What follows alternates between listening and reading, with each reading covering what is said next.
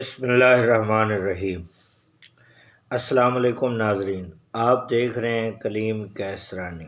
ناظرین، سلطنت عثمانیہ کے بانی عثمان غازی بے پناہ صلاحیتوں کے مالک تھے۔ اللہ تعالیٰ نے ان کو بہت زیادہ بہادر، دلیر اور ذہین انسان بنایا تھا۔ ناظرین، اس ویڈیو میں ہم آپ کو بتائیں گے کہ عثمان غازی کے ہاتھ کتنے لمبے تھے۔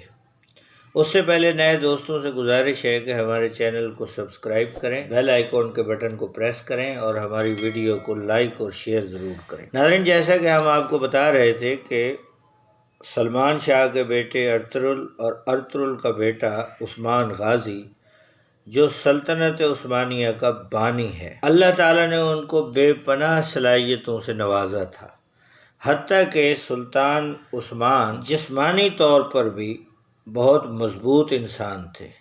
ناظرین، تاریخ میں آتا ہے کہ عثمان غازی کے ہاتھ بہت لمبے تھے، لمبے ہاتھوں والے تھے، یہاں تک کہ مورخین لکھتے ہیں کہ جب وہ کھڑے ہوتے تھے تو ان کے ہاتھ گھٹنوں سے بھی نیچے تک پہنچتے تھے۔